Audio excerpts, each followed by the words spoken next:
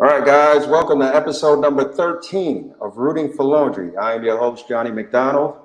You can follow us at Root for Laundry on IG and Twitter. I got some feedback there. So thank you for joining us. This is episode 13. If you haven't checked us out, check us out. Follow us at Root for Laundry. And thank you for tuning in. Today is episode 13 where we talk about the Dallas Mavericks. We have a big Dallas Mavericks fan on. Dallas Mavericks they've been one of the great teams. They have probably one of the hottest players in the game right now. And we're going to talk about it with stand-up comedian, very funny, based out of New York. You can catch her anytime. Give it up for Veronica Garza. Hey, what's up, Veronica? Hey, what's up? How you doing? I'm good. Thank you. What jersey are you rocking? So you caught me. So we're on vacation, and I packed jerseys because we're at the beach because we're out on the beach all day, and I am wearing my jersey that was my gift for my birthday when I turned 11 in 1994. This is my Jason Kidd jersey. Nice. I still have it. It still fits. So looks mint condition. It doesn't, because I know those champion jerseys usually wash out. Right. You wash them too many times. So bad. Because I never got rid of it. And then I had also brought with me. I pulled this one out just to rock the more. This one's still a little dated. I usually bring one of my Dirk jerseys. Notice how I say one of my. Well, yeah, one of them. But I have a Harris jersey that I wore it with me last year. Nice. And so I brought it again this year just for repetition. But the episode. Nice, man. I'm a jersey nerd too. So do you have any obscure jerseys where you're like, oh, why would you have that guy's jersey? Let me think. Who do I have?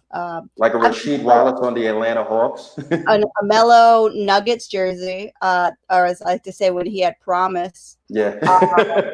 I have a random jersey that's Honduran. It's a soccer jersey from Honduran, and anytime I wear it, it's in Spanish. It has stars on it. I don't know what it's for, but everyone says that it's dope. I've had a whole bunch of comics comment on it anytime I've worn it. I have a Vince Carter Nets jersey that was that has his face on the back. What? They printed it. It was weird. They printed it. It was I guess a limited edition. They would put the players in the back. I've looked at it. It's pretty dope. That one's probably a weird one. I'm trying to think of all the weird ones I have. Any of my Cowboys ones are weird, I think. I'm trying to think if I have any weird ones here. I have my Jordan. I have a Jordan jersey here, and I have I think this is a Barkley one, if I'm not mistaken. You have a Barkley Team USA one. Oh, Team USA, number 4. Yeah. That sounds right. That one's which are some weird ones. I feel like I have an OBJ jersey, and I'm not. I think it's weird for me to have any Giant stuff or any of my Duke stuff because I don't like Duke either. Oh, okay. But it's you just collect them if you have them. Yeah. It's so that's one of my favorite things. Just jersey. It's just you get it. You have them. It's fun to wear them around the house. Awesome. I'll if I see somebody on the street, with I think it was Kyle Korver Hawks jersey. I follow them down the block just to see. It was just so random. I'm like, what is he doing with a Kyle Korver Hawks jersey? I mean, that's weird. I like that. Wow. Yeah, I'm obsessed with. Or I did an outdoor show in Rockaway Beach, and somebody had a Meta World Peace Knicks jersey. It said World Peace on the back. Yeah, number 51. I was like, oh my God. What did I find? I recently found it was what Pistons jersey was it? Was it Is the one with the horse? Huh? Not the ones with the horse. When the Pistons had the horse on their jersey. No, this was an old one from 2007, and it's embroidered, so it's a good one. Let me check. Like a Ben Wallace. I don't think it's Ben Wallace. Hold up. I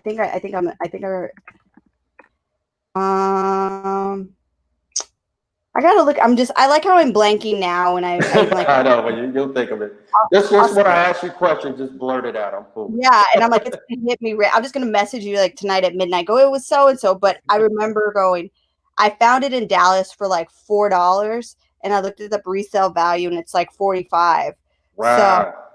because it was a Pistons jersey, and I know that year from that player it was 2007, and I found it this. Yeah, I think it's after the World Champion stuff. I think probably the team was breaking apart. I don't know if Rick Hamilton was there or like those guys were still Chauncey Billups. I don't know if they were still around. It's Billups. It's Billups. Oh, it's Chauncey Billups. Okay, that makes sense. I remember his face. I was like, he's like a thinner. I always say a thinner, weirder, look wise. Mike Bibby. Like if he broke his jaw a little bit more and slimmed down more, because Bibby's fucking swole now. But yeah, Bibby, I seen a picture of him. Yeah, Bibby right? looks insane.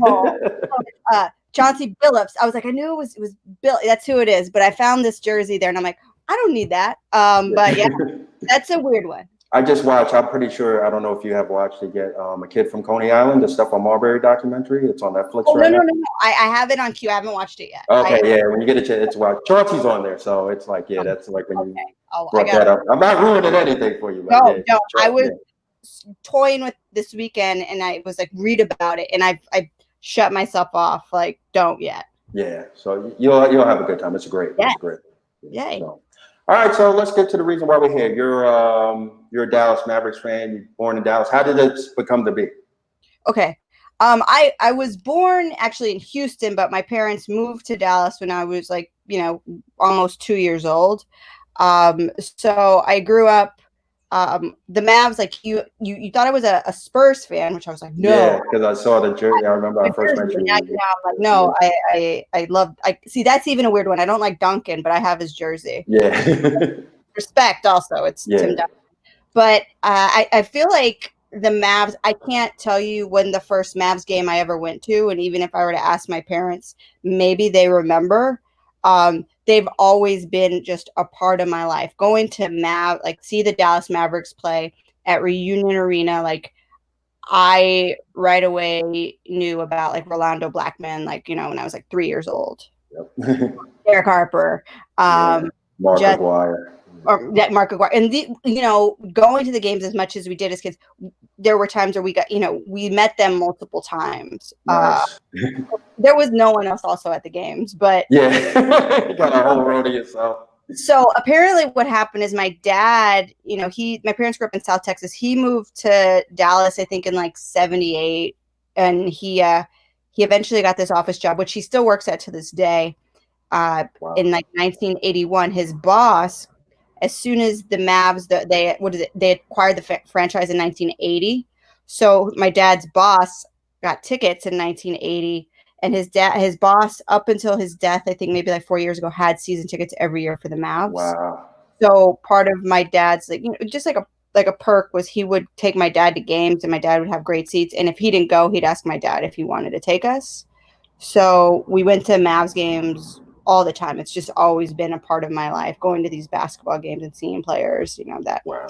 For me, I like asked my dad, I'm like, who did we see? Or did we ever see this guy? Or I'll find out. Like my dad took my older brother to go see the Bulls in the 90s. I'm like, my brother got to see Jordan play. Wow, yeah.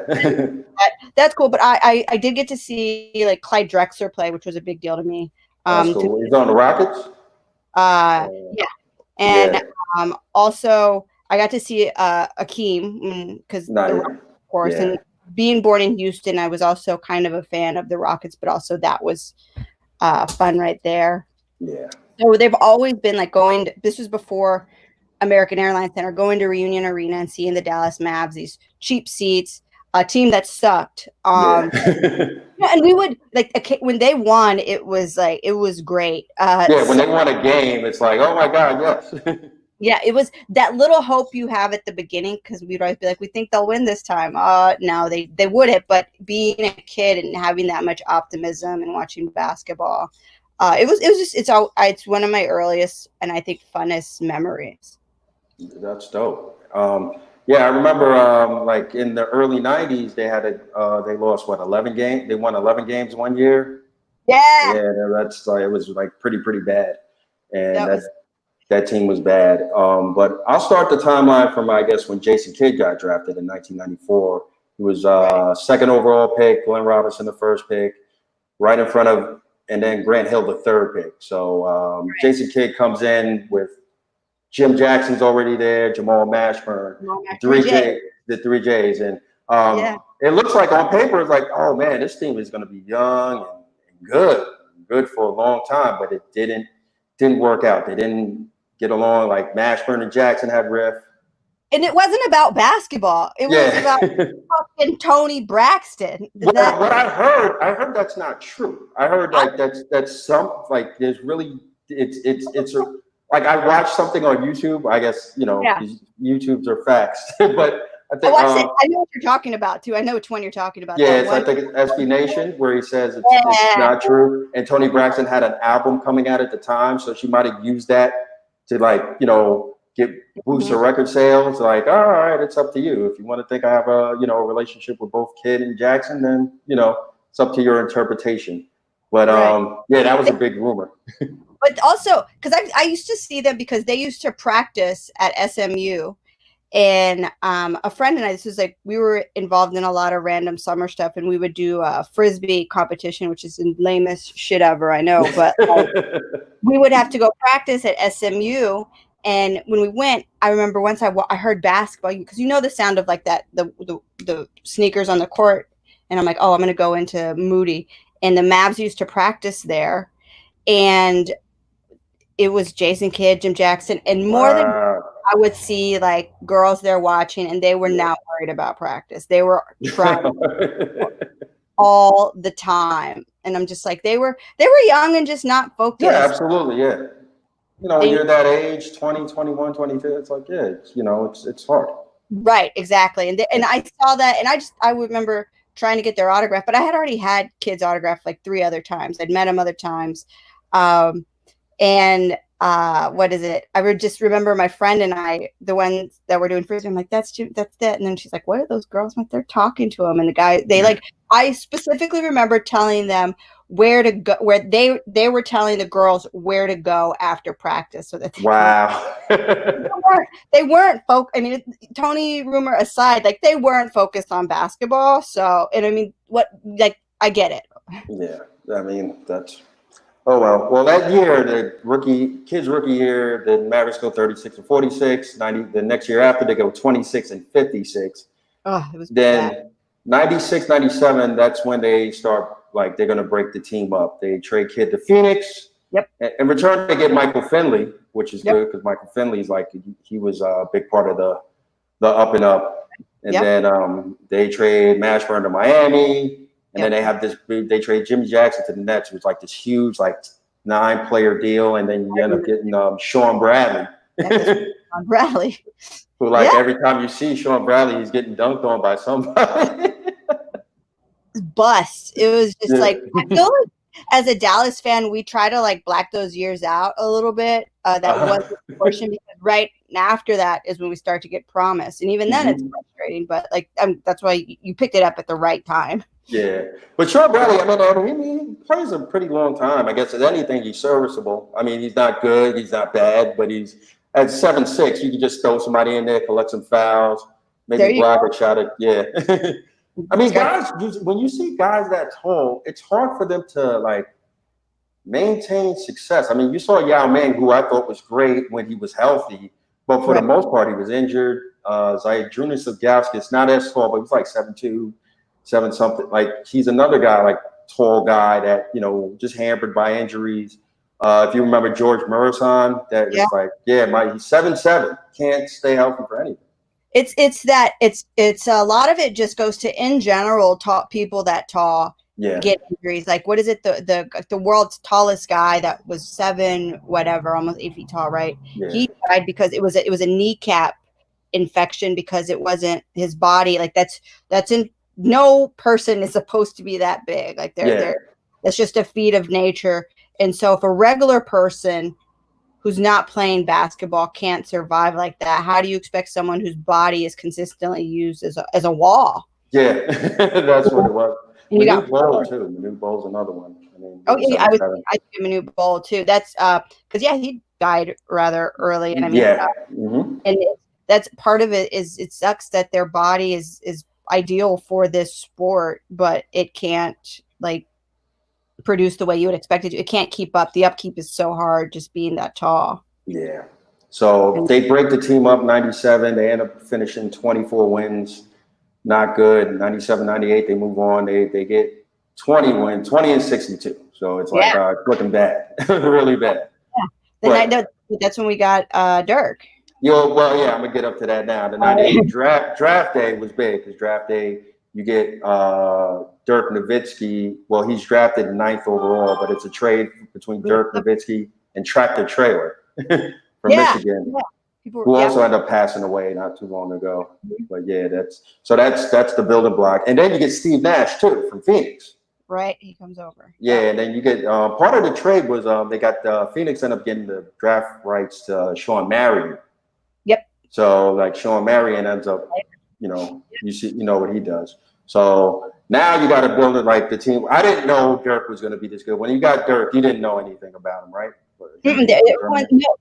I remember my older brother saying his name, and it was so you can't read it. Like I'm like, that's not how you pronounce that. Yeah, Nowitzki. How do you pronounce? I didn't know, and I remember just seeing him at games, it didn't click because he hadn't hit yet, and he looked so young and like absolutely, he was young. He was a rookie. He was a kid.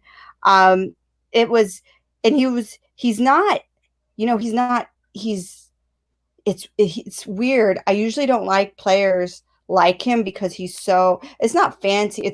It's not finesse, but it's finesse, but it's perfect in some sense because they do the same thing. And they just like a taller shooter. That one, like it's the same shit. He doesn't do anything. Block the shot. Nothing fancy. Mm-hmm. And when people don't do anything fancy, but they still come out with you just like random fundamentals, it's annoying because that's the most reliable thing. That's like the half of the Spurs teams throughout the years. Like the Spurs. That's exactly. And I hate those guys. Yeah. They're so boring. Those like the lowest ratings final. Like it's funny, because the Spurs, I mean, they're so good, but they're not a draw at all. I mean, Tim Duncan's great. Tim Duncan, arguably to me, the best power forward ever. One of the best.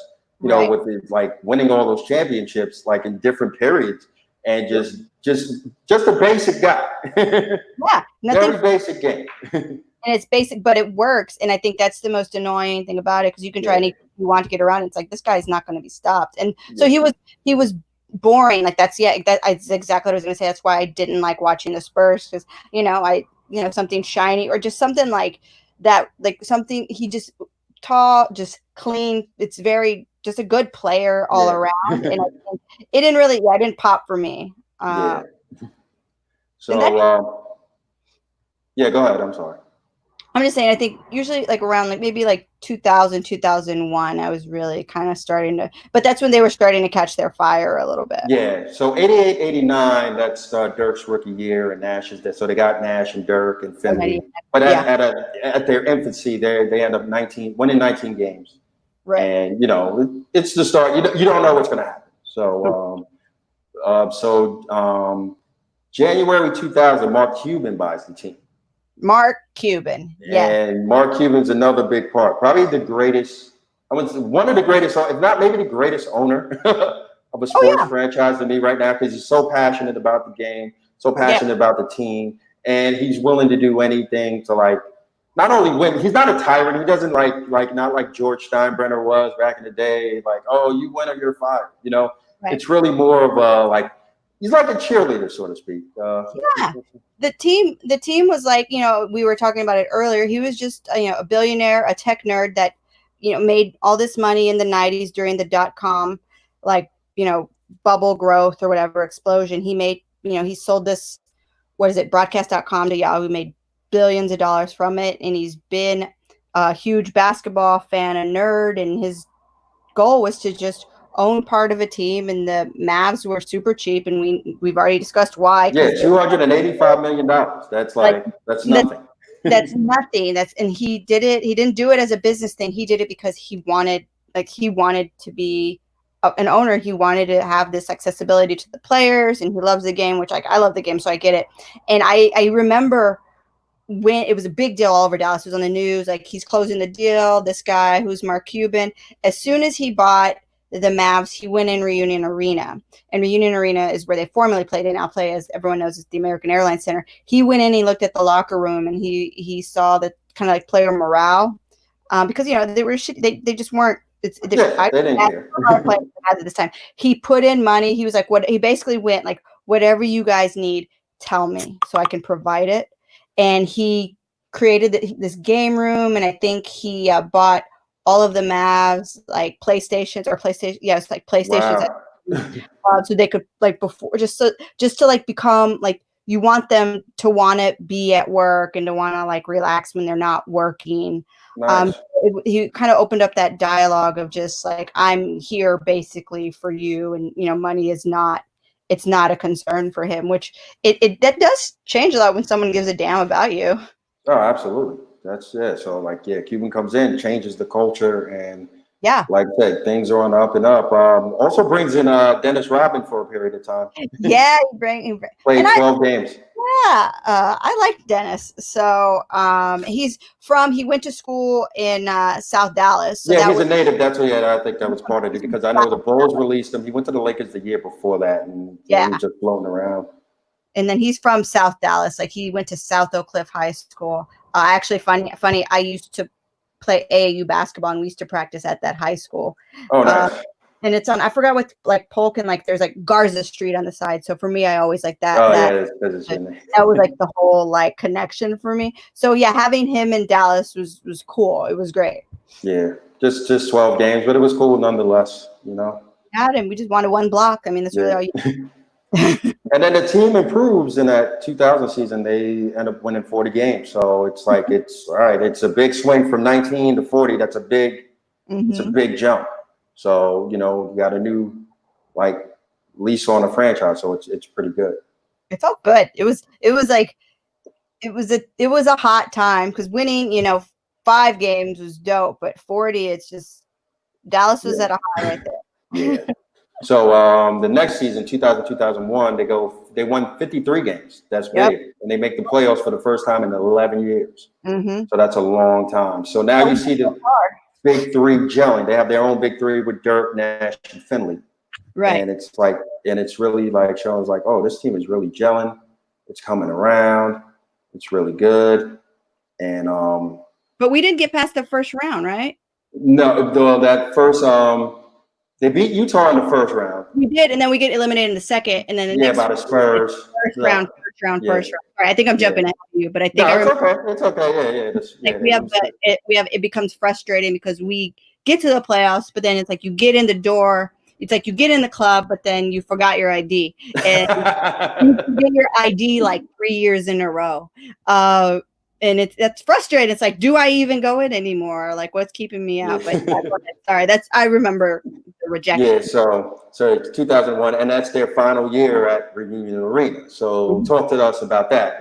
Is it still up? Is it or is they demolished it? So that's I will say that Reunion Arena, like it became like for me, I would go to you go to Disney on Ice there, you see the Mavs. We would see when we got the Stars, which also became like a hot team. Because they won the cup there. They won the cup there, which was dope. So we would go to Reunion Arena a lot.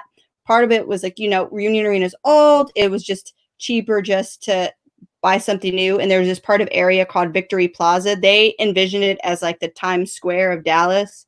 I don't feel like it is because no one wants to fucking go there.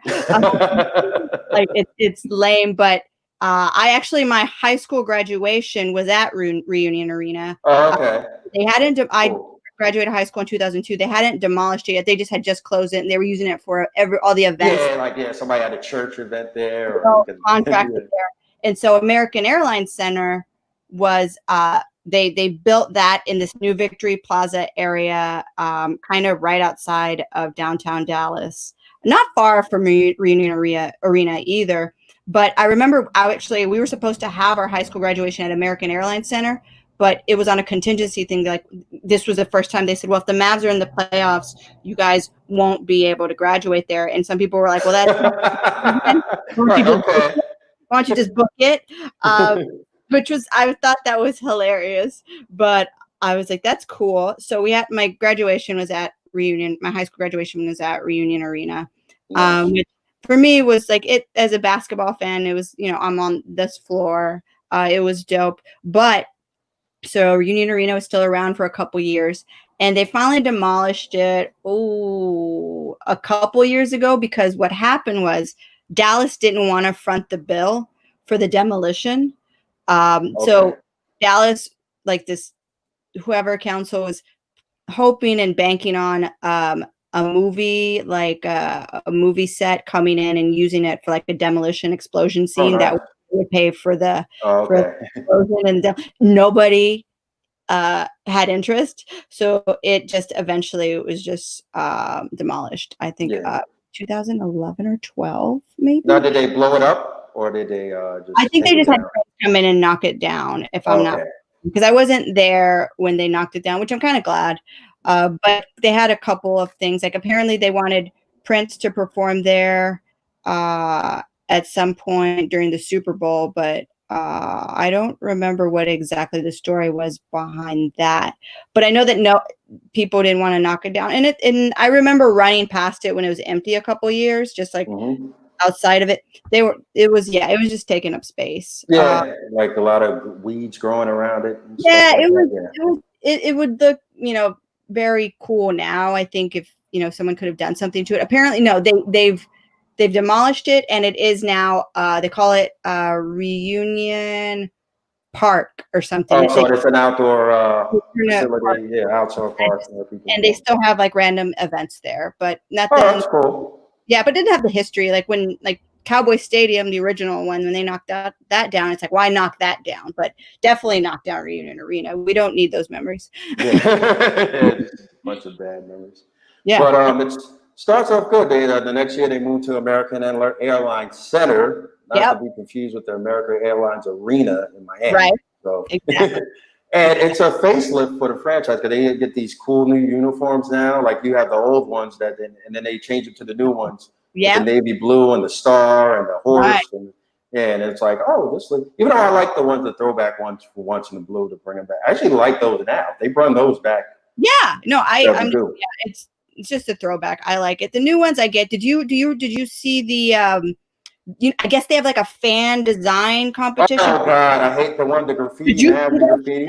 It's horrible. I hate it. With the graffiti or something? Yeah, I hate it. That was trash. I hated it. Now, like most sports franchises, NBA, NHL, like they have like 5 different jerseys. Like they have the City Edition jerseys and the Valentine's Day jerseys, and I guess the push merch. I understand that. Yeah, I feel like I never thought I'd say this, but the one I think the Heat probably have some of my favorite like selections of overall jersey variety.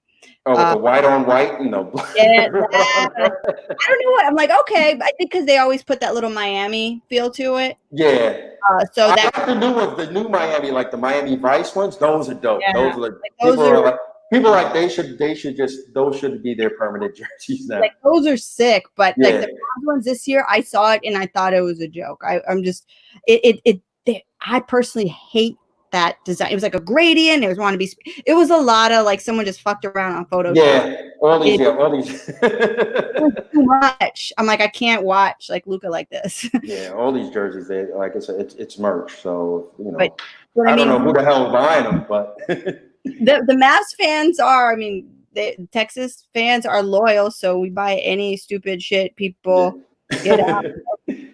But yeah, I think I get why like Cuban was doing that, or the whole Mavs operation. It's just, you want to say goodbye to that Reunion Arena life, and you want to like, this is American, shiny, new, we're good. Like this is a new team. Yeah, this is a winning. Yeah, this would be a winning culture, and they went on to do that. That 2001, 2002 team was pretty good. I remember one of the trades that were big in the midseason. They got Nick Van Exel. Yep, and Ray French. And when I saw that, I was like, oh, this team's good. You got Nash, Finley, Dirk, and you got Van Exel coming off the bench. That's a pretty. Van Exel's shot that's one of the things I remember, like as a kid, him like in the corner. That shot, just the motion itself, so dope. It's certain things. I remember certain players in certain parts of the court, and Van Exel in the corner, just there. Not an attractive guy, but a very beautiful, beautiful shot, and makes up for it with that shot. Yeah. What's the name too? Rayful French. That was a big deal because you got like another big, right? huh? He's a Is it? Jayhawk. Yeah, I remember he was a Jayhawk. So yeah, And he played with Paul Pierce. Yeah. Yep. Yeah. Awesome. So that team was really good. They swept Minnesota in the first round, but lost to Sacramento in the second round. So I'm going to move all the way on to maybe 2003, 2004. They made a trade for Antoine Walker, and they also got Antoine Jameson. So that team, to me, kind of messed up the chemistry of the team because now you got all these scorers, but they're just different. You know, for me, that feels, sorry, like to interrupt you. It feels like for a while too. I know you're going to see it like with just like the trade history. It was a lot of shuffling around. Too much that like if you're in if you want a team to win and you want them to create this legacy, you have to be patient and let them have those 1 or 2 bad years, but you also need to let them stay. And I've noticed that even the Mavs history, or even after when we get to 2006, you'll hear me complain more about it. They didn't like keep it consistent. Like you got to let these guys learn to play with each other, not learn how to play with each other and go out there. You need to let them learn so that they don't even have to think. You know what I'm saying? Like build that rapport and that player relationship. And it kept like, this didn't work, that didn't work. But I felt like that was more of Cuban's like business mentality, because apparently, he taught himself how to code. He failed, he tried again, he failed, he tried again, he failed, he tried again. It's like, dude, how about you just let it run a course? Because it's not like computer science. So those guys came up. It wasn't a great mesh. It's every time too. I'm just like, just let them play. So they lose to Sacramento. That 2004, they lose to Sacramento in 5 games. Then Steve Nash ends up leaving. He signs, goes back to Phoenix. Left too early, but And now it's like Cuban wanted, they were trying to work something out where, we'll work something out, but Phoenix gave him more. And I remember reading something where Cuban said you're 30 years old. I don't know if I want to give Dash that type of money, like, Dirk's young, you know what I'm saying? But I don't know if I can, I kind of love that ageism in professional sports, because as a woman, especially like doing comedy or even entertainment, I know women we experience that ageism all the time, like beauty, like, you're 28, you're too old. So I love it anytime it happens in men's sports. And they're like, well, he was 32. They're like, this guy's old news. Old ass off court. It's my favorite thing. And I don't like it, especially like someone with Steve Nash, who's just like healthy. It wasn't fair. And I felt like he should have kept him. Did I ever tell you I saw Steve Nash in Manhattan? I heard he's a big New York. You can catch him in New York all the time. That's like his third home. Yeah.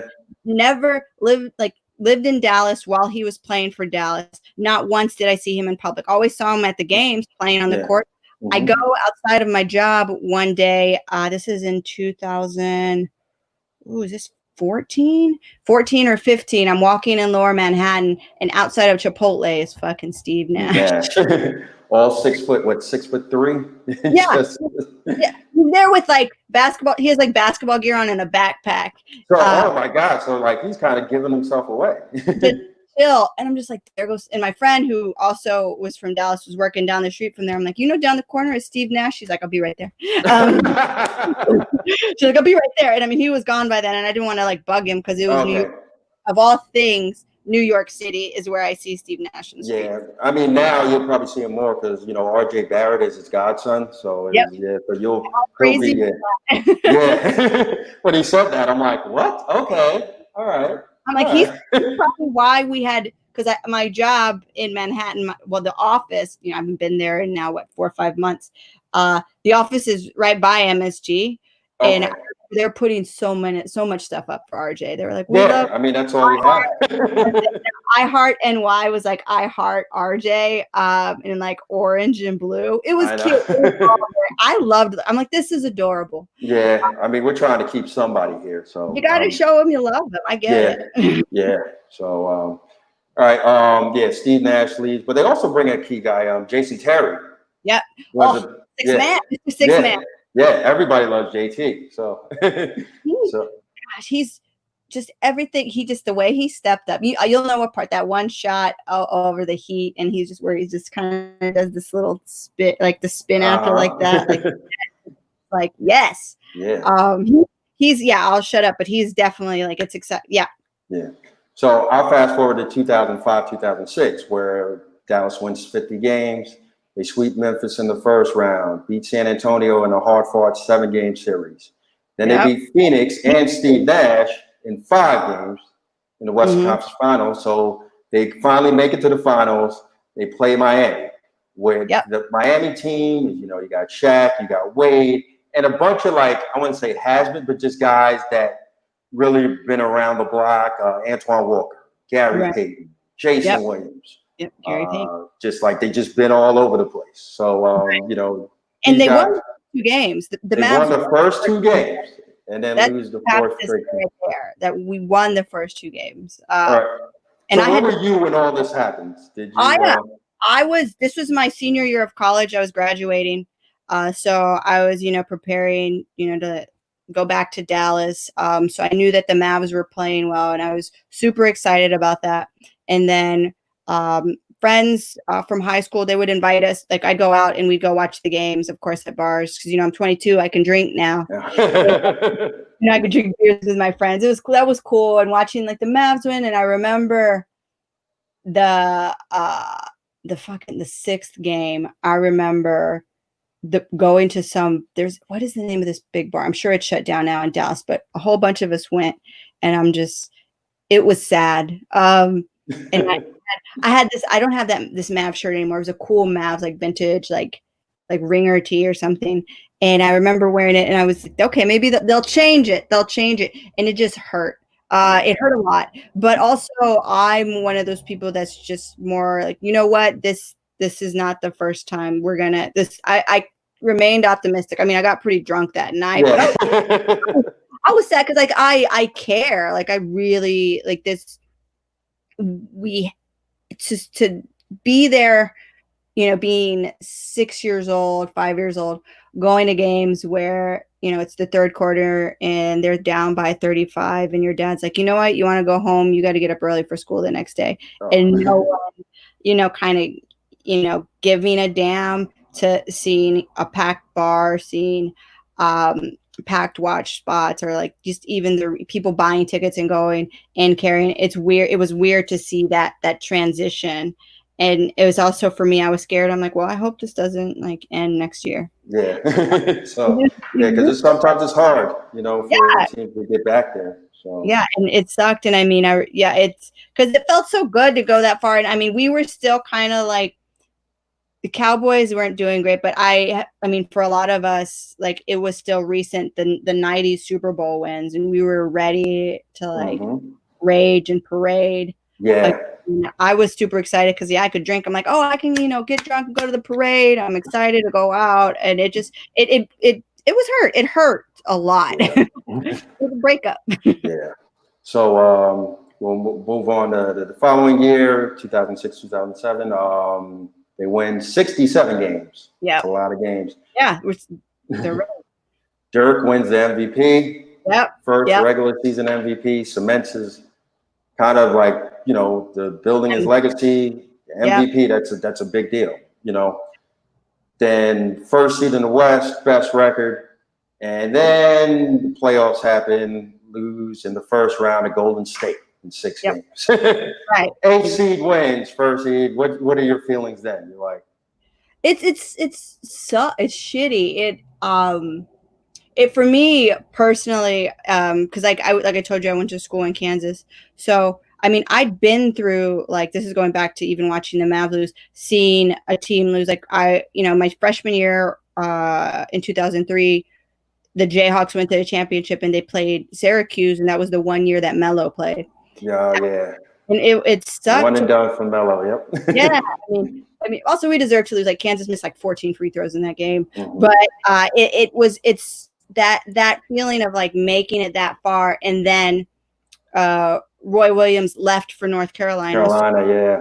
Heartbreak. And then the next year we have Self, and we lost to, was it Bucknell, I believe, that first game. And that's the thing with the fun thing about the NCAA tournament. You never know. You can't. It's one game. Yeah, you're out. Yeah, it's not a series. Yeah. But that feeling of like, okay, you made it, to the big dance, but once again, you're out right at the first round. got into the door. And I'm just like, for me, I'm just like, for personally, it's like, why does this shit keep happening to me? It's just me this is happening to. Like it hurts. And so like seeing that with the Mavs, it's just like it's PTSD. Yeah, you're like, oh my god, oh my god, oh my god. Fan PTSD, I guess is what I could call it. It sucks to see that, but it's I don't even have the word to describe it, because there's really it's just a reflection of how well certain teams have it one year and they don't, because we've seen great players suck. So yeah. And you might not even be it. Your good might be great, but it's still not better than somebody else's great. True. So true. They didn't have. Yeah. So move on to the following year, 2007, 2008. They bring Jason Kidd back in the trade. So that's pretty key. And I mean, he's still older. That's the thing. It's like needed I think, what was it? They wanted him for guidance, basically, for the players. They needed someone to, like, I guess, what's the word? But he's still good. I mean, Jason Kidd, I remember when he came, over here, like when he came to New Jersey and just turned. Yeah. He's one of those guys that can just turn anything around. You know what I'm saying? Just You watched him like play like live, like actually on the court before? Because watching him, it's amazing because he's a wizard. The basketball IQ is crazy. You just see him do it. It's so natural the way he already like can set it up. You could see he's already made it like they were saying Luka knows 3 plays before he does them. Like he knows he can read it. His is the same thing, but Jason Kidd's is so chill about it. Yeah, and you won't see it coming. Any game I've seen him play live, even that time he was a Knick in 2013, he did a lot. He did a lot. And he does so much without doing much at all, because he already knows, like, it's like the easiest way from point A to point B. Like his passing, of course his passing game, his assist game, it's crazy the stuff he pulls off. And it's like, because he already knew what was going to happen before, so he just already put it there. Yeah. It's dope. It still astounds me the way he does it, the way he did it, should I say. So Kidd comes back. They go to the playoffs and lose in the first round in 5 games to the New Orleans Hornets. New Orleans Hornets. I was going to say. With Chris Paul, Page. That team was stacked. They had David West, Page, Chris Paul. That team was pretty good. I think they had Tyson Chandler. Yes, they did have Tyson Chandler. Yeah. So that team was really good. So they lost in 5. Avery Johnson gets fired as head coach. And then the year later, they bring in Rick Carlisle. Which is big. So he's still there to this day. He got it. Yeah. And that goes to show you what Mark Cuban is like. He's kind of a loyal guy. He could have traded Dirk once in a while when he was hot, but he never did. Well, also Dirk didn't leave. Dirk didn't want to. He didn't want to leave. He kind of. It's interesting that loyalty he has, because you don't see it much. Because I mean, like Dirk is one of the. He is definitely a Hall of Fame player. Tim Duncan and Kobe are probably the last players you would think of that played for one team their whole career. And that's like my only gripe. Like people talk about LeBron, or even like Jordan. Like for the most part, he was with the Bulls. Yeah. But when he came back, it was different. But that loyalty of staying with one team and working with them, that I love that. That gets me every time. And Dirk stayed 20 is it 19 seasons? Yeah. He stayed with this entire, and he could have left. He took pay cuts so that other, like, to make room on the roster for more talent, and he followed the Tim Duncan blueprint, because Tim Duncan, you've never seen him as highest paid, not even like in the top 10 highest paid players.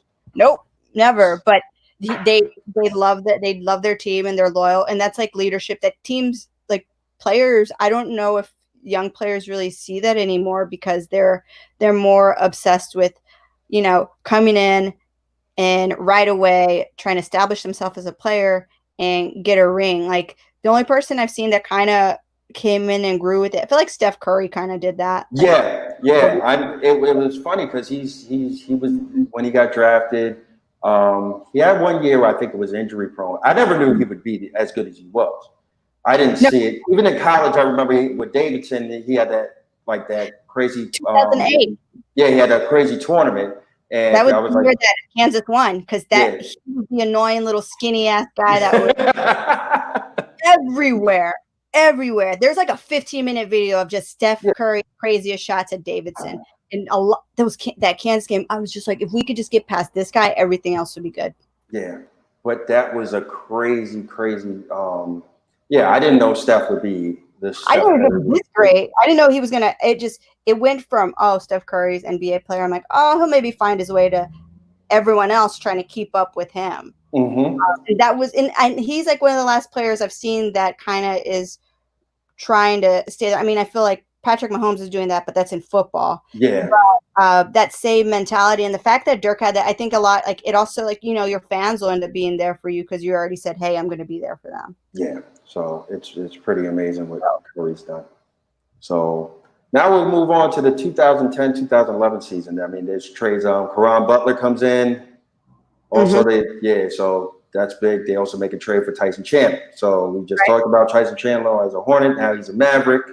Yeah. His only season there. Yep. And then they all come in like that's a good team. Kidd and Dirk and Butler and just 2011, right? 2010, 2011. Yep. Deshaun Stevenson's another guy. Barea eventually too. Yeah. Didn't see that coming, but they end up going 57-25. They beat Portland in the first round. Yep. In 6 games, they sweep the Lakers. That series. I don't mean to interrupt you. No, it's okay because they sweep the Lakers and they were the world champions the year prior. So yeah, they swept them, and it wasn't. I wasn't the biggest Kobe fan at that time. But what pissed me off in that series, I have to find the clip if you remind me, I'll send it to you. I actually have to find the clip, but there's a point where Odom throws JJ Barea as they're already losing. I think I remember that. It's at the end of the last game of the series, and Lamar Odom, I'm glad. What a bitch! I mean, it was a bitch move. Like, you're already down, and he kind of saw Barea go up, and he threw him, and he hit the ground. I thought it was Barea, and it was such a bitch move. And it's like, you know what? It wasn't together. You know what? You guys, you all will be fine. So don't worry about it. But that's sweeping the Lakers was fucking hot. It was great. Yeah. that play I remember, and it was fun because for Kobe and Dirk, I thought thinking about everything that's happened. I look at it in this fun light of these two, I've gone back and rewatched kind of just seeing them on the court and their interaction. Yeah. But we swept them that one. It was So they sweep the Lakers. In the West Conference Finals, they beat the Thunder in 5. Right. Yeah. And this was a young KD. I think Westbrook is KD Westbrook. Harden's there too, if I'm not mistaken. So Harden was there. I still think back those 3 are MVPs and they all played on the same team. And it's they're all just young. It's so think about what could have been going on there. There's an interesting clip after the Mavs beat the Thunder. You see Dirk take KD and he's giving him this speech. And it's one of those things I wonder what he told them. Yeah. I always wonder what he told them, because you could tell KD was going to be good. Go to Golden State. He's and I mean, he tried with Oklahoma, but it just wasn't happening. Yeah, he really did. You're right. But I remember, so they played the Thunder. Go ahead. Sorry. Yeah, they done. Yeah, Thunder. Then they get to the finals and they have a rematch with Miami. Same 2 teams, but the players have changed for, This is the first LeBron Miami team, the not 1, not 2, not 3, not 4, but 5 billion championships with Wade and Bosh. I've taken my talents to South Beach. Yes. And now the Heat are kind of like the villain in this one, because everybody hated LeBron and this gathering of the super team, so to speak. I didn't like it, but I didn't like it. I didn't like it either, but it happened. But it goes to show you it doesn't guarantee you anything. They in 6, Dallas beats Yes. Miami in 6 to avenge their loss in 2006. Right. 4-2. It was You so guys are happy. Where were you? And I was for this final game. I had a couple of friends. This was this was my last month in Dallas. This was before I moved to New York City, but this was my last month in Dallas, and it's hot. Like, it's hot in Dallas in June. It's like 100 degrees every day, 98, 100 degrees. And you go to a bar. No one's getting tickets. My dad would go to games because obviously his boss had priority, so my dad was going to games. But we're all meeting at the bar. It's the same group of people are always getting together. And there was this area, East Dallas, off Lakewood. I can't remember the bar. But it's like old East Dallas. I feel like it's I feel like it's one of the few places that hasn't been fully like changed since I left. But we would go to this bar, and it was like my friend, like what was Adrian, Juanita, like this girl Christina. I remember the names, and I remember where everyone was sitting. And one of the things that was happening when anytime there was like a certain amount of a point lead, they would give us free Patron shots. Oh, nice. Dude, we had like 5, and then because it was like at some point it's like, oh, this is gonna happen, and then everyone stayed, and we all went home, and then chilled a little bit, changed. Everyone went back out, went to party because everyone's hype, and I'm running to everyone at the bar, and it's like we won because it's like we did, and we were super hype, and then I went out again. We all went, and then we went to downtown.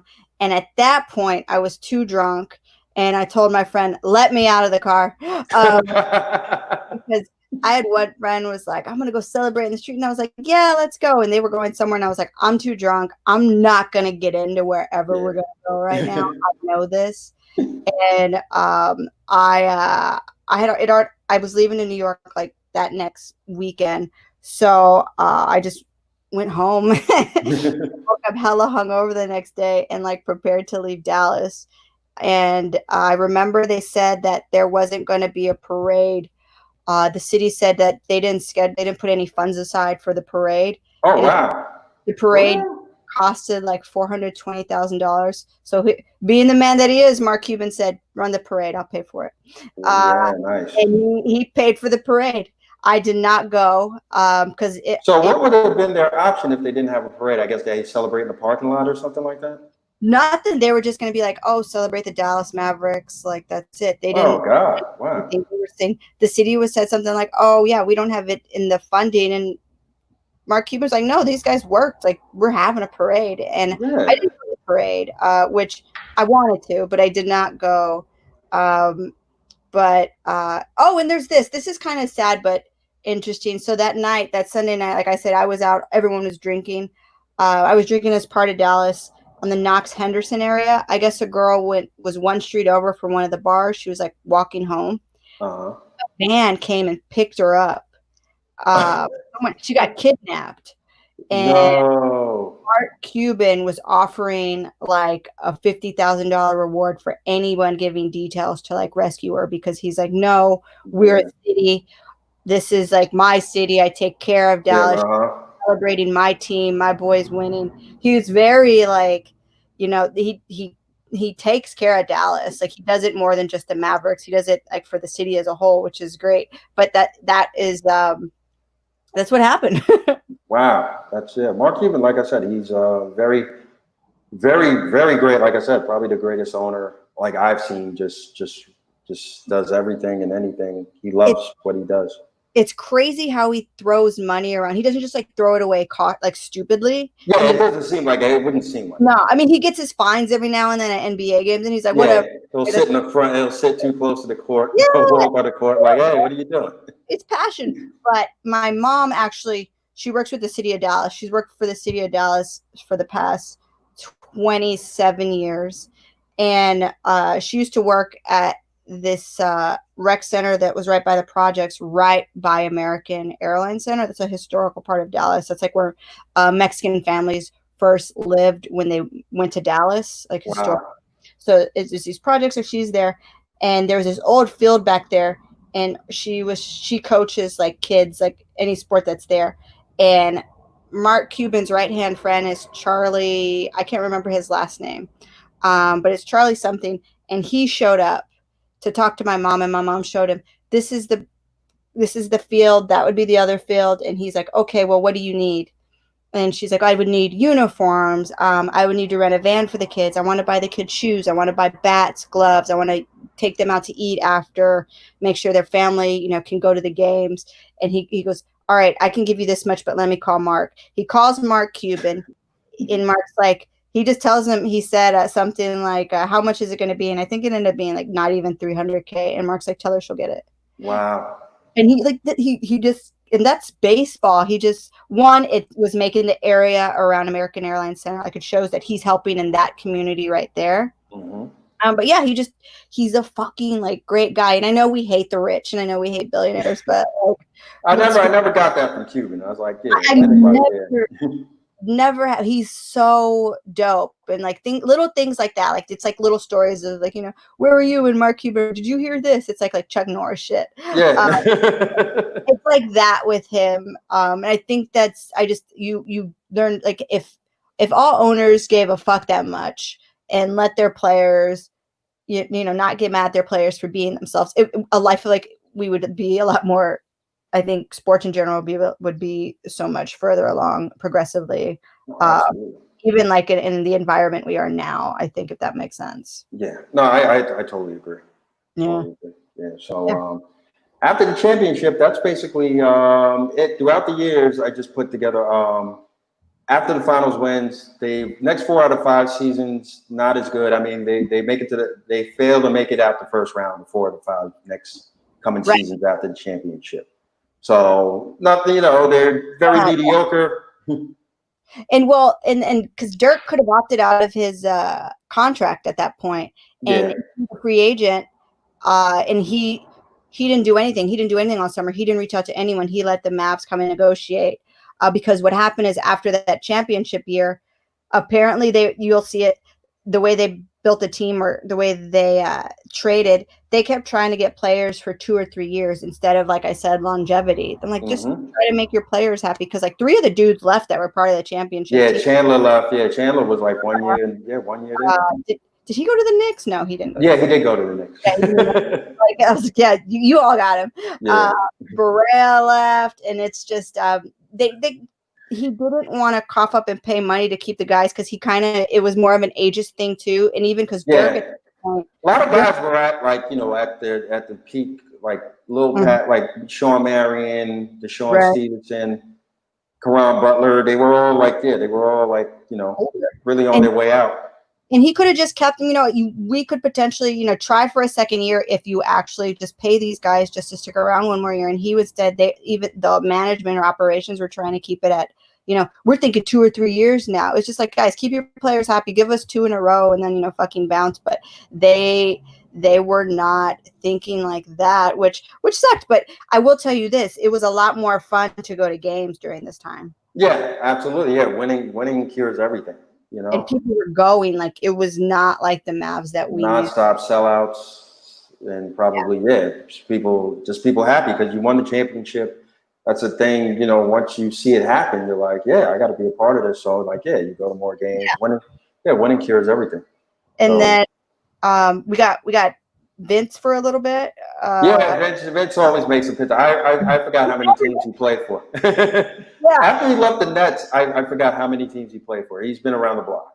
I know. I forgot for a while. I'm just like, it was one of those like Mandela effects. I'm like, did I see him retire? Yeah. Like, did he play for the Mavericks? Like, no, I don't think so. I thought he retired. It was definitely no. I've seen this. Someone else did it. In my reality, but then we had him for a little bit. That would be a fun jersey to get, but if you could find it, right. But it kind of it's just been Dirk and then whoever else happens to whoever joins, And so for me, the past up until last year, not 2019, 2017 was. It's weird. I say it like you're preparing, like for like I was mentally preparing for Dirk to retire. There's a video of me crying watching his speeches. You know, you see the one that I'll cry now. You don't understand. It's so sad. His fucking like I'm tearing up. But his fucking like devotion and loyalty to the team and bringing us this, like, he's the reason like the Mavs are the Mavs now. Yeah, there's people like he's the center. He's also, it's funny, he's like the tallest guy, but it's I can, like, my girlfriend, she's like, are you watching it again? I watched the last day. Definitely the greatest Maverick of all time. And then all the dudes that showed up, all the Hall of Famers that showed up to like bid him goodbye at an American Airlines Center. It's just that it's so good. If you want me to cry, I mean, I cry for so many basketball things. Like, but that gets me. And my girlfriend was like, I didn't get out of bed like the next day. Happened, but it's still sad. Like it's also was kind of scary because I'm like, he did his part. He created something, and it's sad. And it's like, what's gonna happen now? But we started. This is where the new book, the Book of Luka is what I call it. Kind of. That's where I was going to move on now. So now, like 2018 draft, there was a big draft day trade. Atlanta has the third pick. Dallas has the fifth pick. They swip. Yeah, Trae Young goes to Atlanta, and third pick is Luka Doncic, who's right now to me is probably, oh my goodness, he is phenomenal. Well, I didn't know. I knew he was playing EuroLeague, and he was a baby because he was 18 when he got drafted. He had been playing, Real. He's in his second year right now. Yeah, he was in the Euro team when he was like 16. Yeah. Also, all European players, they start young. That's why now the loophole to college, if you want to get drafted earlier, it's like, I'll be a pro overseas. Yeah. And then I get drafted. That's what happened going on with like LaMelo Ball right now. Yeah. And that's a weird, I'm like, he's going to pull it off, which I'm like surprised. Yeah. But I think someone was saying like Luka was there. He was a kid playing with these grown ass men, and he was like handling them. And I don't know if you've watched, there's a video of ESPN reporter or commentators, just like sports analysts, like Stephen Smith, there before Luka was drafted and then after seeing him play in the league. Saying was like, I don't think he'll be that good. Steven especially was like, I don't think so. I don't think this kid from Europe, I don't care how good the video looks, I don't think he's going to make it. And Max Kellerman gives like this 3-minute like speech about how he believes in Luka. And then the like last 2 words, like, I was right. And it's dope because he's so good and he's so young, and it's everything about the way he plays. It's that fucking basketball IQ. It's great to see it. Yeah. And he's what, a 6'8" point guard, just bringing up the ball.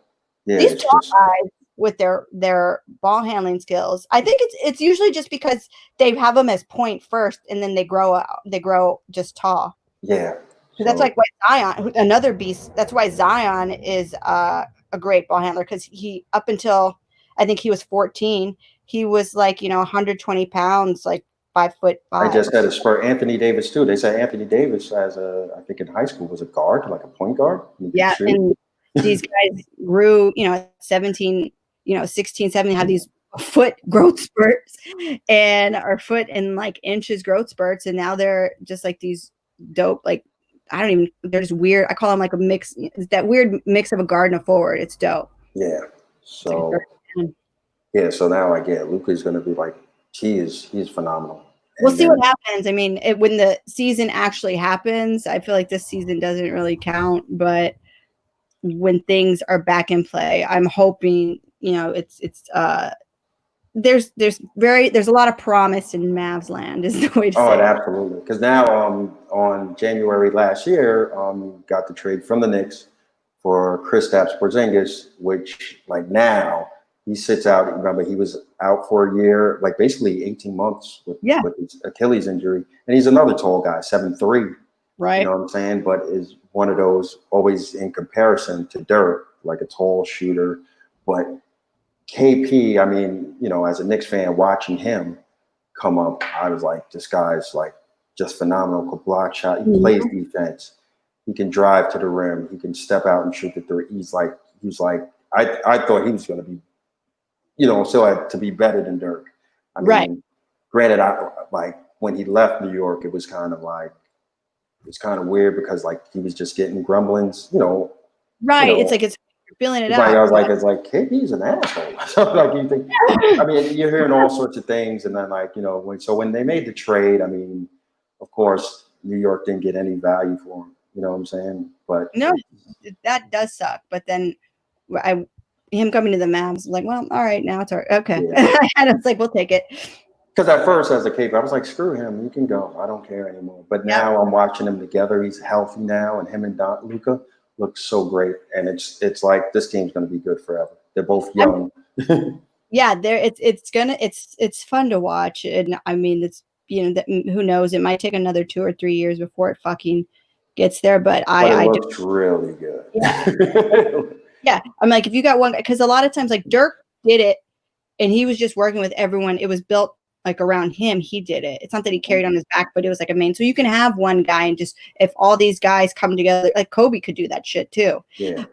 You like make these other players. They bring it up, and I feel like Luka's that good. That's what's going to happen. And they're part of the NBA now, where it's like it is an international. It's really now international. Like your top 5 to 10 guys are probably from another, a foreign land. You know what I'm saying? So it's like no, completely. Yeah, have you seen the video where Luka speaks Spanish in Mexico City before the game? And then, so he speaks, and he lived in Spain, so he speaks Spanish fluently, and he's talking to like the people in Mexico City, and he's crushing his Spanish. Then he gives the I forgot who he gives the mic to. Who are they playing? I think he gives it to like Melo or something, and Melo's like, because I forgot they were playing.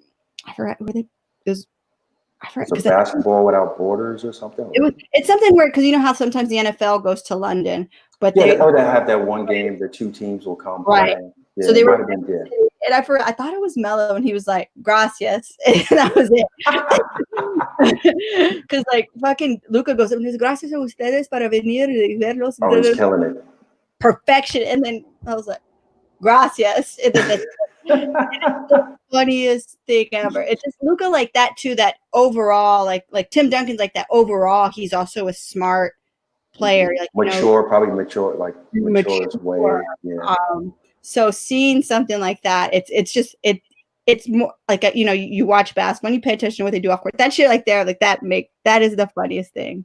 Yeah. So when you see him like and the All-Star game just passed, he was like what on the he played like 3 different, like he was on the Rising Stars. He played in the Rising Stars Classic, and then he played in the All-Star games. And then he led in the votes. Like everyone likes him. Absolutely. Yeah. Like they're like second year in, and hands down Luka Doncic. Like that says a lot too. People know you're not an asshole. Yeah. And he is hiding it well. But I mean that amount of people to like jump on board from this guy, when you have people like LeBron playing, that's amazing. It is. So now we're basically up to speed, and 2020, we don't know when basketball is going to happen. I know it's July 31st. Personally, I'm not. Well, the Knicks are out of it, so I'm not excited. Right. This bubble every day, it's a hot mess. It is a hot mess. It's like I'm part of me is like just cancel the whole season. I mean, everything's canceled this year. Yeah. You know what I'm saying? It's just a rest for all of us. Like we're all sit on the bench this year. Yeah, it to me it makes sense because I think baseball starting, they're trying to play 60 games, which I at this point I was like, just cancel all of 2020. No sports come back. Just fresh start 2021 because we don't know where nobody knows anything about this thing. Right. About COVID-19. So you want to hear like one of my fun little stupid things I say in the back of my head so it's going to work out is, so there's this theory that COVID affects bald men more. So where are more bald men in the NBA? So we cancel the NBA season, right? And apparently women heal faster because our immune system works extra. So all men's sports is canceled. WNBA is and this is the year that we fucking show it because I fucking love the WNBA. And this is the year where all the dudes that always talk shit about it are gonna watch it and realize like fundamentally how much better and how aggressive these women get because they do. WNBA games are rough. I used to go to when the Liberty first started. Yeah. I've been to you played at MSG. Yeah. What sucked about it though, like the Liberty the first 2-3 seasons, they would go to the finals and then lose. Yeah, well, just like the Knicks. Those, but the team, the players that were on that team are just They like, would play the Houston Comets. That was Cynthia Cooper and Kim Perrott, Cheryl Swoops, Tina Thompson. Oh my God, yeah, I hated Kim Perrott. Rest in peace was my favorite. I went to 2 Comets games. Nice. It was the second year of the WNBA, and it's same thing. That was watching greats right there. Yeah. But I know in the beginning the crowds used to do pretty well. WNBA attendance was doing well. It was dope, and then it just fall off. They don't get the clout. They don't get the the attention they need. But now, like the New York Liberty, we have what's her name, Sabrina Ionescu or whatever, the number 1 pick. Yeah, I play. If you play NBA 2K20, they have the use her. Team. Yeah, you could play with the women's team. So I'm like, cool, but I'm like, they don't dunk. I haven't. I went to the Liberty games when they were at the Newark, Westchester County Center. Oh, Westchester, yeah, that's where they play now. They moved them around because I think Dolan sold the team, so they're really like at Barclays because the guy ended up buying. So he had 2 games there last season. Me and comedian Carmen Lagala went to one of them. Oh, nice. I know Carmen. That was at Barclays. But this year they were officially going to be at Barclays, which was dope because I live like down the street. And I was like, oh yeah, so you could walk, you go to a bunch of games. Yeah. I was making plans like this is what I'm going to do on a Saturday or Sunday. But that's canceled. But they're still planning to have this season too. But like honestly, why? Like it's just call it a rest. Everything's a wash. It's not worth the. Yeah, I'm hoping like that is the only sport that does play, and that's the only one that's like I'm like. Because it'll be like all the focus would be on them. And I would love that as like a result of it, as a small, like not really a win, but it will be a win. Hoping in my head, I'm thinking that's what's going to play out. But I mean, the women players play all year. Like, I mean, COVID kind of, I'm glad I'm not glad it happened. That's not a good thing to say, but I think it's an interesting thing to happen because women players, they play the entire season till August, September. Then they go to Europe and start training again, and they're playing their Euro season until March. Yeah. Come right back because training camp here is in April. They don't get time off. So for some of them, because they're not making the money, they'll go somewhere else and make more money. It's like having multiple jobs. Yeah, they are. I'm like, that's why I'm like the pandemic. I'm like, they're probably still working somewhere else. They got a job, like they got their side hustle regardless. But I think that it was a good chance for some of them to finally have a break and sit out. And so even if you get this 8 months to a year break, I mean, I'm like, it's going to be dope next year. People, Melo slimmed down. I mean, this is. Oh yeah, I see him. Yeah, I see him. He looks good. Even when he came back to Portland, he looked good. Yeah, and like, he won Player of the Week one week. Right? Like, good for him. Back on it, and now he's like slim Melo. I'm like, oh, what happened? And then I forgot who else did I see that was beefing up. LeBron even looks like he's already built, but he looks more solid. Like he's more like a wall every time I see him. Yeah. But they're getting this rest, and I'm like, you know what? Give them this year off, and then when they come back, I don't like. Yeah, some players don't want to play, and I don't blame them for not playing. Kyrie Irving's like, no, I'm not playing. No, they were talking about the insurance, like you can die from this, and then that's it. So Westbrook he tested positive for it today. Yeah, that's the thing. Somebody tests positive one day, and then another player doesn't. No, just cut it out. Just wrap it up. 2021, come back stronger. But the thing is, when I see them play next year, next time it's back on, nobody better miss free throws. Nobody. Either they're playing or they're not. Some people are probably just sitting on their ass. Yeah. Some people are probably just sitting on their ass and just like, I forgot to play. You had time. You need to be really good by the next time I see you. Yeah. But I'm talking shit. Like I was like, I'm gonna write 7 pilots. I know. People in this pandemic, either they're gaining weight or they're losing weight. It's one or the other. Yeah. Some people are just sitting at home eating, whatever, because they can't afford to eat any. Or some people are just like, hey, I'm gonna work out. Exactly. I'm like, I always I was doing like defense drills for a workout, and my girlfriend was like, "Why?" I'm like, "The season ain't happening. What if they need me?"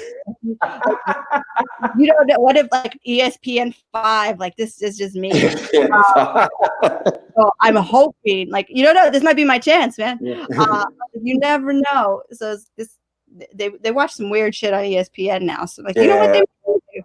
So, but yeah, hamsters fighting with a like we need women's basketball right now, guys. I mean, yeah, if they sit it out, it's okay. What do you think about Becky Hammond might become a head coach one day in the NBA? Yeah, I mean, I'm all for it. Yeah, because I was for it too, because she's been on that Spurs. She's from that Popovich tree. Yeah, which you've seen the results from their assistant coaches going around. So what's her name? I just saw an announcement yesterday. Oh fuck, why am I? Is it Lawson? Is it something Lawson? She's worked. I forgot what. I know who you're talking about. I just like Kira Lawson or something. I forgot what it is.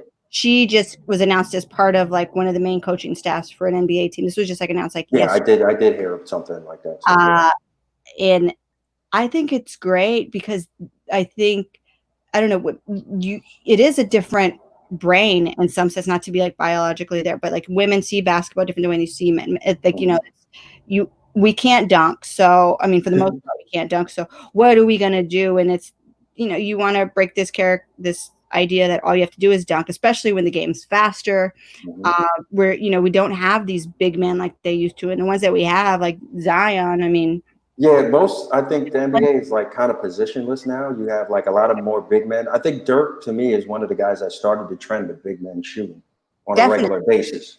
Harden is getting this like that. Yeah.